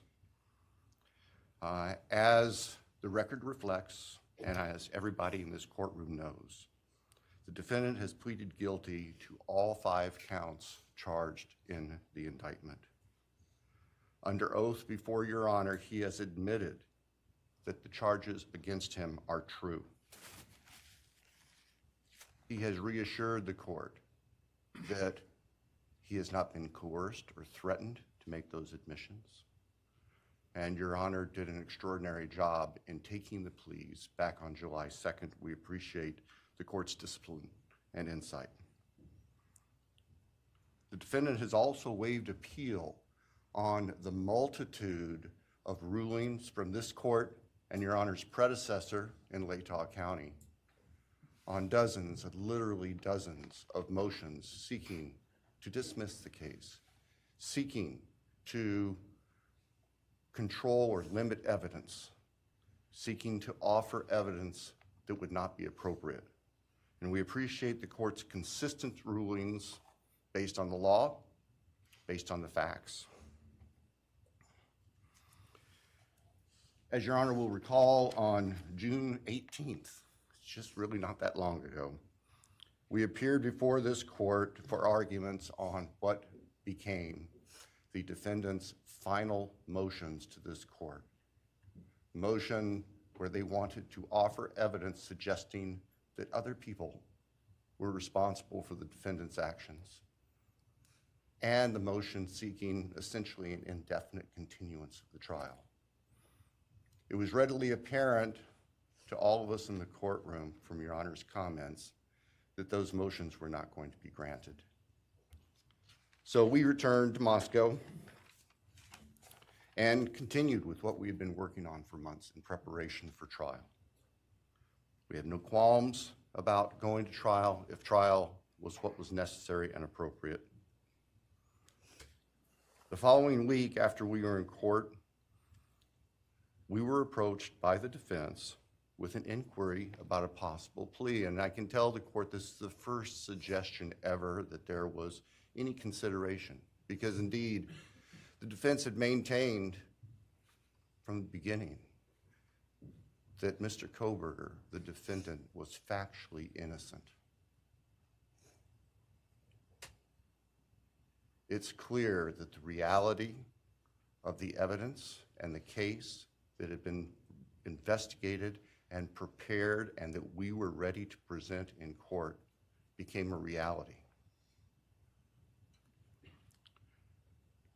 Our reaction, among other things, was to reach out to all of the families. And in fact, later that week, on Thursday and Friday of that last week of June, we met with representatives by teams, virtual meetings, with representatives of all of the families. And we talked about the status of the case, and the upcoming trial and things that related to the trial. And we also let them know that there had been an inquiry about whether there might be an offer for a plea. And we asked the family members for their thoughts and feelings. And they were candid. And they have been candid since, and we respect that. And we understand, recognize, and acknowledge that there was a difference of opinion among representatives of the different families. We understand that. One of the challenges of this case, one of the unique things about this case is we have multiple victims, each unique unto themselves, their families and friends unique unto themselves, and all of them entitled to their opinions, all of them entitled to their thoughts. Over the following weekend, our prosecution team, very skilled attorneys who were personally as well as professionally deeply invested in this case, met.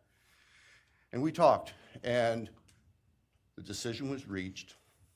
Well, to start with, were there to be any sort of plea offer or discussion, there's only one possibility. And that would be for the defendant to plead guilty straight up to all charges. There would be no bargaining about counts. There would be no bargaining about reduced sentences. And so we made the proposal to the defense that if the defendant was willing to plead guilty up front to all 5 counts as charged and waive appeal of the court's myriad decisions during the past 2.5+ years on all these motions that would have consumed years, if not decades, of time in the future. By the end of the weekend, we were notified the defendant was prepared to plead guilty as charged and factually acknowledge his responsibility in court for these horrible crimes. Obviously, those discussions and negotiations were confidential. And as Your Honor noted, I believe, that was necessarily so, because if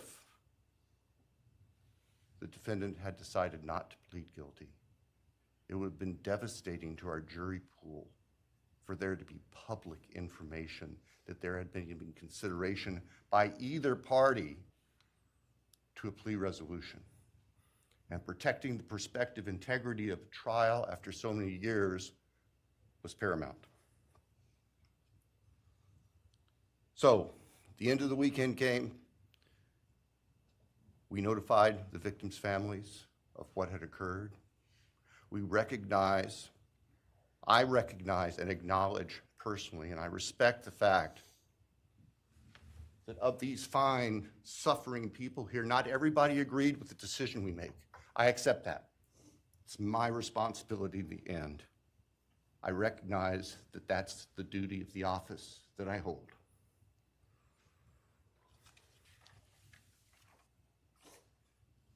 So now, it is time for the judicial system to impose final judgment and close the door on this chapter of these tragedies. As the court is aware, by the agreement of the parties, it is the state's prayer. Perhaps have the Elmo police turned on.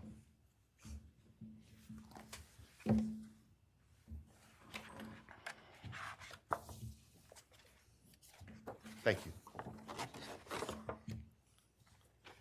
That on count 1, the felony burglary, that the court sentenced the defendant to the maximum period of 10 years fixed in the custody of the Idaho Department of Correction. Then on count 2,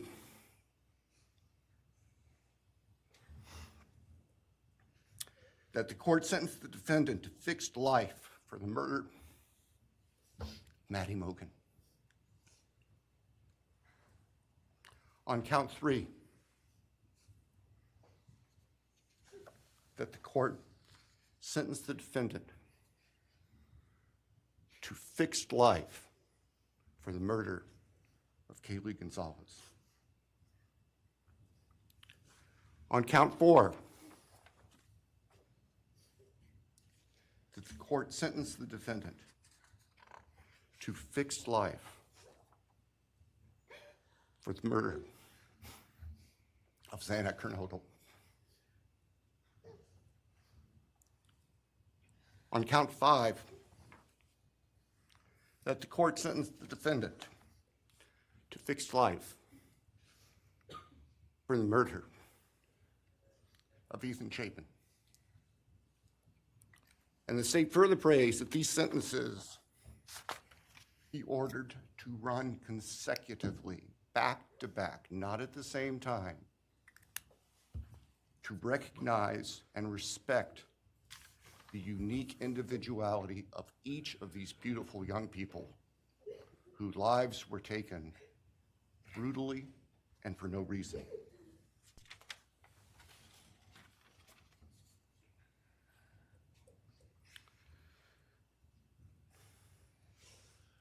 And hopefully now, as we have heard earlier this morning, it is time to afford the families and the friends and the community and the state of Idaho and the nation and the world to move forward. We can't undo, and we can never undo, the horror of what occurred on the early morning hours of November 13th, 2022 at 1122 King Street in Moscow, Idaho. For a long time, the presiding district judge in Latah County was John Stegner, who eventually became a member and a justice of the Idaho Supreme Court. And Justice Stegner often observed that even God cannot change the past. But everyone in this room has the ability to take themselves forward. And we want the judicial system to afford them the opportunity today to do that. From today forward, our memories should be focused on these innocent victims whose lives were taken, on their families, on their friends, on the community. The court has heard discussion, talk today, reminiscences today about a special family that our victims shared, not just their natural, legal, and biological families, not just their university family within their sororities, for example.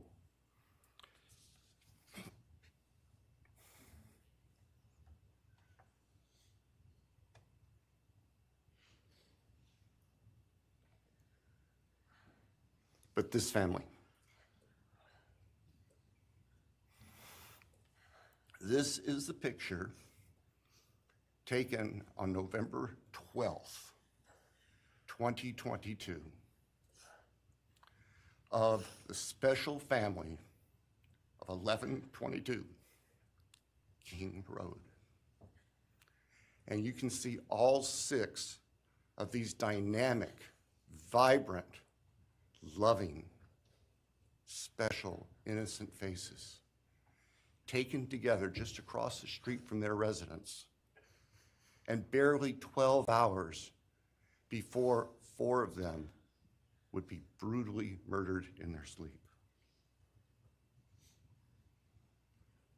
They've been described consistently as being bright, caring, vivacious, with futures we can only imagine now. But they were, and they remain, a special family that I think we should all recognize and appreciate. So it's time to move forward. There have been a number of statements directed specifically at the defendant today, I have one last thought. After Your Honor imposes judgment and sentences the defendant to spend the rest of his life in prison, in other words, sentence the defendant to die in prison, he's going to stand up in the belly chains and leg irons that he's wearing today, and he's going to be escorted into the custody of the Idaho Department of Correction. And the door will close behind him forever. That is the closure that we seek, that all of these people, these loving friends and family deserve, so that we can move forward. Thank you, Your Honor. Thank you.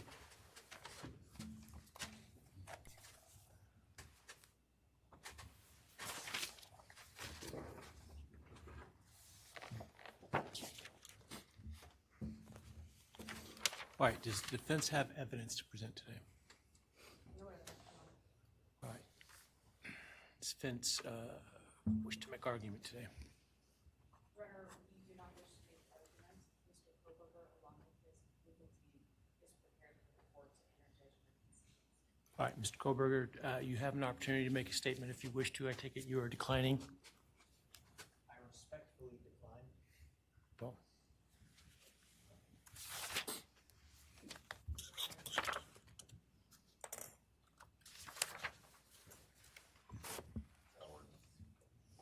Please. All right, let me start this morning by acknowledging and thanking those that have come here today in support of their loved ones, and I appreciate your courage and your strength, and I hope that you are able to move on as best as possible. Thank counsel for the professionalism that they've exhibited throughout this case. It has been my great honor to preside in this case and to help bring, to the extent possible, some resolution and hopefully justice to this case.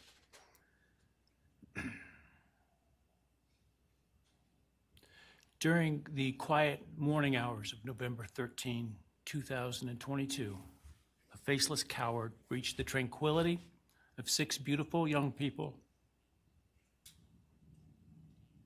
and senselessly slaughtered them, 4 of them. Who committed this unspeakable evil was unknown for several weeks, but due to the killer's incompetence and outstanding police work by numerous local, state, and federal law enforcement agencies, the person that slithered through that sliding glass door at 1122 King Road now stands before the world and this court unmasked. This unfathomable and senseless act of evil has caused immeasurable pain and loss.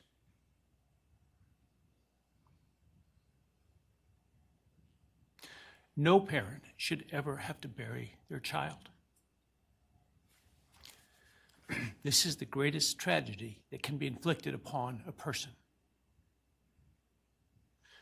Parents who took their children to college in a truck filled with moving boxes had to bring them home in hearses lined with coffins. The loss this killer inflicted was not just the death of these people's children, siblings, grandchildren, as we've heard today. It has ripped a hole in their soul, destroying a special part of their very essence. Any person who is a parent defines themselves foremost as such.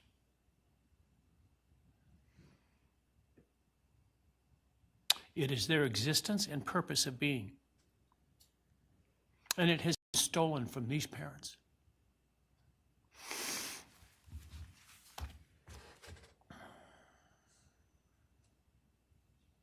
None of us have experienced the loss these victims have in the unspeakable way that they have. And therefore, none of us can, nor should we, question the way in which they have handled their loss. Whether that be in private mourning, removed as far as possible from this media circus, or in front of a camera demanding retribution with the loudest megaphone. I've listened intently to the stories and pain that have been shared today, with great awe at the courage and resilience of the surviving family members of those wonderful children. I've listened also to the surviving roommates, both in person and through their friends. And I can't think of how, frankly, courageous they have been despite the hell that they have faced by uncaring people who have come up with all kinds of crazy theories about two kids simply being kids. The parents, siblings, and other family members who have spoken today are designated as victims in our legal system. But going forward, I hope that they can shed that label, as it gives too much power to the evil that condemned them to that role.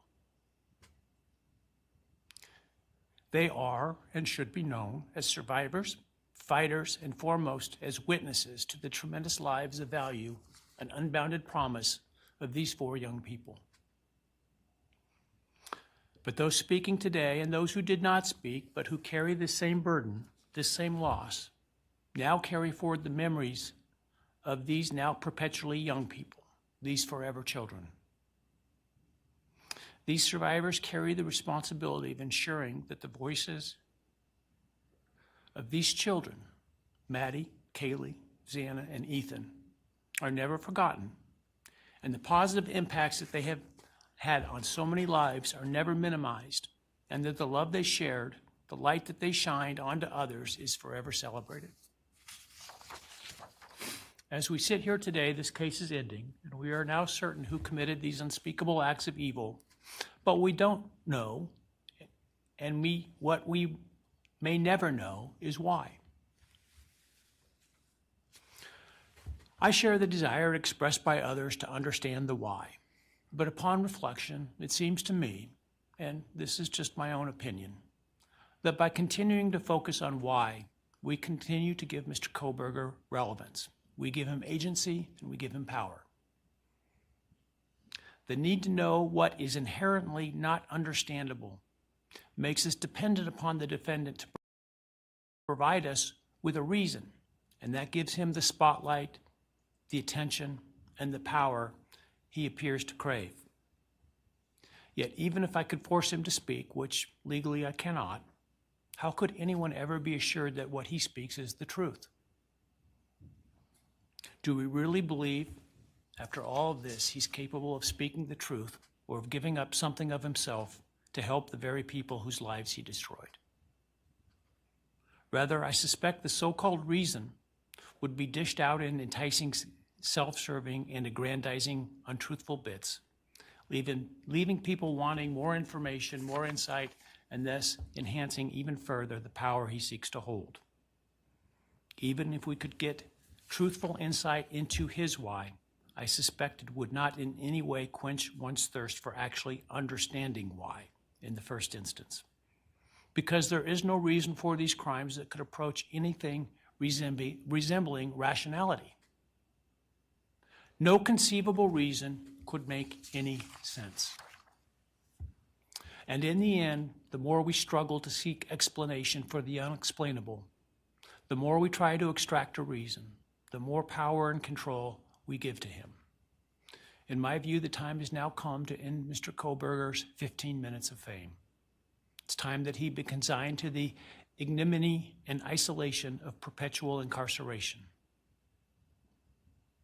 I know there has been concern about him collaborating on books or movies or other media projects, and I truly hope that someone does not stoop to affording him this spotlight that he desires in the name of clicks, royalties, or profits. While criminal behavioralists should study him away from the spotlight in an attempt to prevent other would-be killers from acting on their worst impulses, There should be no need for that to spill over into the public eye. The great Idaho jurist Edward Lodge was known for trying to find something positive about every person he ever sentenced. And with over a half a century as a trial judge, that was a lot of people. This was often challenging, and I recall in one case he said that the best he could come up with was the defendant had good penmanship. Truth be told, I'm unable to come up with anything redeeming about Mr. Kohberger because his grotesque acts of evil have buried and hidden anything that might have been good or intrinsically human about him. His actions have made him the worst of the worst. Even in pleading guilty, he is giving nothing hinting of remorse or redemption, nothing suggesting even a recognition or understanding, let alone regret for the pain that he has caused. And therefore I will not attempt to speak about him further, other than to simply sentence him so that he is forever removed from civilized society. And accordingly, based upon his conduct and based upon the record before this court, recognizing the standards that govern this court's sentencing decisions as set forth in State v. Toohill, I hereby sentence Mr. Kohberger as follows. On count 1, burglary, 10 years fixed, 0 years indeterminate. I also impose a fine of $50,000. Count 2, first-degree murder of Madison Mogen. I sentence the defendant to a fixed term of life imprisonment without the possibility of parole, a fine of $50,000, and a civil penalty of $5,000 payable to the family of the victim. On count 3, for first-degree murder of Kaylee Gonzalez, I sentence the defendant to a fixed term of life imprisonment without the possibility of parole, a fine of $50,000, and a civil penalty of $5,000 payable to the victim of the family, or to the family of the victim, pardon me. On count 4, for the first-degree murder of Zana, I sentence the defendant to a fixed term of life imprisonment without the possibility of parole, a fine of $50,000, and a civil penalty of $5,000 payable to the family of the victim. On count 5, for the first-degree murder of Ethan Chapin, I sentence the defendant to a fixed term of life imprisonment without the possibility of parole, a fine of $50,000, and a civil penalty of $5,000 payable to the family of the victim. The sentences on counts 1, 2, 3, 4, and 5 shall run consecutively to one another. Restitution will be left open for 60 days. Defendant will be required to submit a DNA sample and a right thumbprint impression to the Department of Corrections and comply with the DNA Database Act. I remand the defendant to the custody of the Idaho State Board of Corrections for to be imprisoned in an appropriate facility in execution of the sentence where he will remain until he dies. Though you have waived your right to appeal, you do have a right to file a notice of appeal, and any such appeal must be filed within 42 days of the date of the written judgment, which will be entered shortly hereafter. Though the appeal, you should be aware, may be deemed a violation of the plea agreement, and so I certainly suggest you discuss that with counsel if that is your desire. I ask the media and public present to allow the families to be escorted out first before they leave. Again, thank you to everyone for your stories today. I am strengthened by them, and I am encouraged by your humanity and strength, and God bless you. We're adjourned.